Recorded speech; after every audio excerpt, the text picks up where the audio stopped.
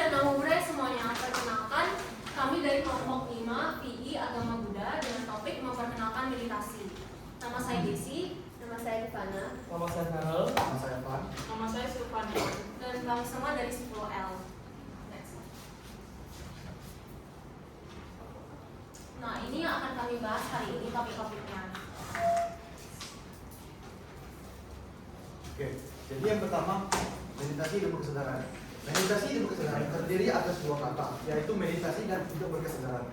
Meditasi adalah proses pengenalan diri sendiri secara penuh, yaitu diri kita yang ada dari dalam diri dan mengerti bagaimana diri kita memberi reaksi terhadap apa yang di luar diri. Nah, meditasi itu membuat orang sadar bahwa kehidupan itu segala sesuatu itu bersifat sementara dan tidak ada yang perlu disombongkan.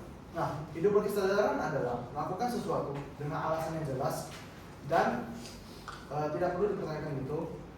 Hidup berkesadaran itu bisa dapat membuat orang meminimalkan stres, kecemasan, meningkatkan dopamin otak saat tidur, meningkatkan kualitas tidur, dan bahkan membuat orang menjadi peduli pada lingkungan dan juga kehidupan. Nah, meditasi hidup berkesadaran adalah latihan untuk menenangkan pikiran. Nah, meditasi itu dilakukan dengan duduk tenang, memejamkan mata, lalu mengatur pernapasan secara teratur selama 10 menit hingga 20 menit. Nah, tak hanya itu, ada juga cara lain untuk melakukan praktik hidup berkesadaran. Contohnya itu adalah dengan duduk tenang dan menyadari nafas. Nah, mengapa meditasi hidup berkesadaran yang penting? Meditasi hidup berkesadaran adalah hal yang penting karena membantu mengendalikan perilaku kita untuk tidak menimbulkan penderitaan bagi diri sendiri maupun kepada pihak lain. Nah, meditasi hidup berkesadaran dilakukan dengan tujuan untuk mengendalikan perilaku kita baik secara jasmani maupun secara batin. Nah, meditasi hidup berkesadaran itu dilakukan dengan tujuan untuk mengisi pikiran kita dengan kekuatan moralitas sehingga kita mampu untuk berpikir secara jernih dan sanggup untuk berpikir untuk membuat orang sadar dan juga mengurangi stres dan juga emosi. Nah, kali ini saya akan menjelaskan tentang masalah manusia modern.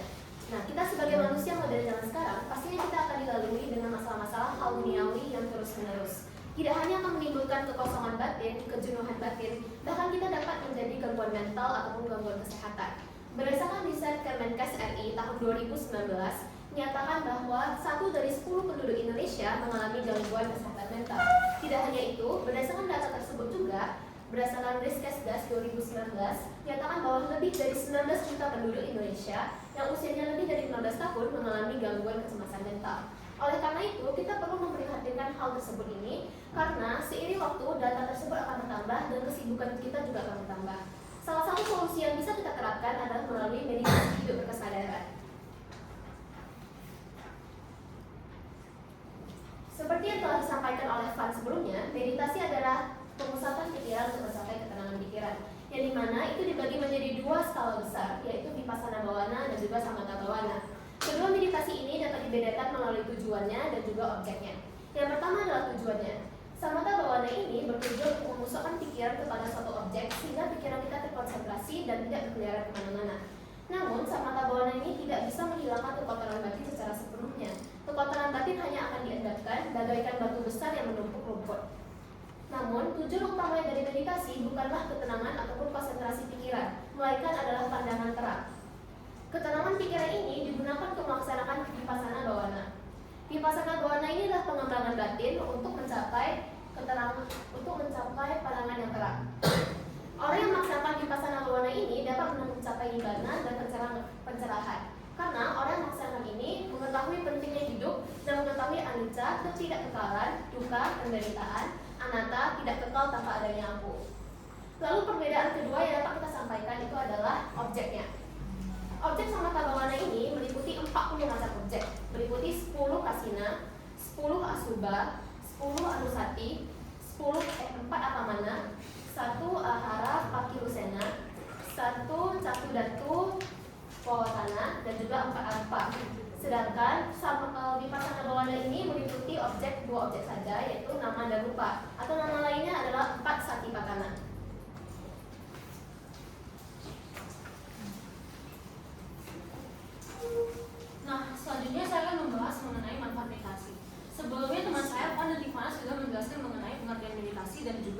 jenis-jenis meditasi. Nah, manfaat meditasi ini saya akan bagi menjadi dua, yaitu secara Buddhisme dan juga secara sains ataupun medis. Nah, pertama kita akan kaji dulu yang secara Buddhisme. Nah, secara Buddhisme ini meditasi itu umumnya dilakukan oleh umat Buddha sebagai bentuk untuk cara mereka memahami diri mereka dalam menuju pembebasan dari ketidakkekalan, dari kemelekatan, kekotoran batin, dan juga penderitaan menuju satu jalan yang sering kita kenal sebagai nirwana atau nibbana. Nah, dengan kita berlatih meditasi, kita pun melatih kesadaran dalam kebenaran. Nah, itu adalah manfaat yang bisa kita peroleh secara Buddhisme. Kalau secara sains dan medis, dalam penelitian tahun 2018 dalam jurnal Psychology, Health, and Medicine mengatakan bahwa orang yang sering berlatih meditasi, mereka itu akan memiliki dan mengalami perubahan dalam mengatasi stres. Karena salah satu manfaat dari meditasi adalah mengurangi stres. Karena dengan meditasi kita bisa menurunkan kadar hormon kortisol, yaitu hormon stres, sehingga kita lebih jarang cemas dan juga kita jauh lebih rileks. Nah, manfaat yang kedua itu adalah kesehatan emosional, di mana kita belajar untuk mengontrol dan mengendalikan emosi. Nah, juga ada penelitian menunjukkan kalau orang yang sering berlatih meditasi, mereka tuh akan jarang depresi dan juga akan meningkatkan suasana hati mereka secara keseluruhan. Selain itu, meditasi juga bisa membuat kita lebih memahami diri kita dan bisa meningkatkan kesadaran dalam diri kita. Nah, terakhir, meditasi juga membantu dalam memperbaiki pola tidur kita dan membantu mengatasi insomnia. Nah, kenapa? Karena ketika kita bermeditasi, pikiran kita tuh jauh lebih tenang, lebih rileks, dan kita jauh bisa tidur dengan nyenyak tanpa harus memikirkan kesibukan kita dalam sehari, misalnya tugas-tugas kita ataupun pekerjaan-pekerjaan yang harus kita kerjakan pada saat siang hari gitu. Nah, sekian manfaat meditasi dari saya. Selanjutnya saya akan menjelaskan tentang bagaimana kita memperkenalkan meditasi ini kepada terkhususnya keluarga kita. Yang pertama, kita bisa menjelaskan manfaat dari meditasi itu sendiri.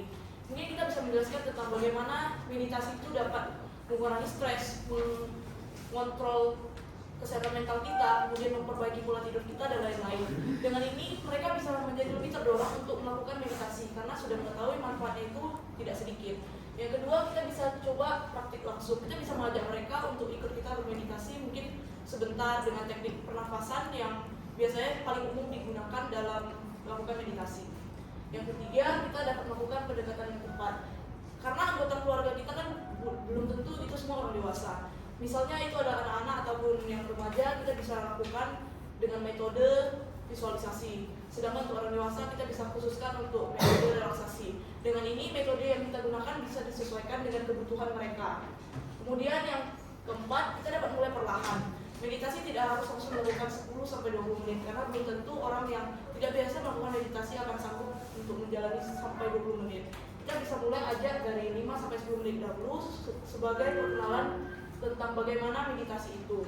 Kemudian yang terakhir, kita bisa ajak mereka untuk melakukan meditasi itu rutin bersama-sama. Misalnya dalam sehari kita masukkan meditasi ini sebagai aktivitas yang menjadi rutinitas kita. Misalnya bangun pagi meditasi dulu atau sebelum tidur kita lakukan meditasi. Kemudian dampak positif dari meditasi. Mungkin kalian tanya, kenapa tadi udah manfaat ini dampak positif lagi? Karena dampak positif yang ini terkhusus untuk bagaimana dari kita memperkenalkannya berdampak secara positif. Di ranah keluarga, meditasi itu dapat berdampak positif dengan meditasi yang dapat membantu kita untuk memperbaiki komunikasi antar anggota keluarga, kemudian dapat menghindari konflik sehingga situasi di keluarga itu dapat menjadi lebih damai dan harmonis. Kemudian untuk di masyarakat, meditasi ini juga dapat berdampak banyak. Misalnya dia dapat membantu kita untuk menjadi lebih damai dengan tetangga-tetangga kita ataupun teman-teman kita dan lain sebagainya. Kemudian untuk negara, meditasi juga dapat berdampak banyak seperti misalnya mengurangi ketegangan sosial dan mendorong untuk adanya kepemimpinan yang lebih baik.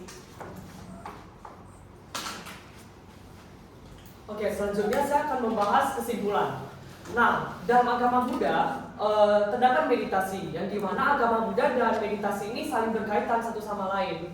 Yang dimana kita tahu meditasi ini merupakan kegiatan pengendalian diri kita ataupun pemusatan pikiran kita terhadap suatu objek, sehingga kita tentunya dapat mengendalikan diri kita dalam bertingkah laku, misalnya dari segi ucapan, pikiran maupun perbuatan kita.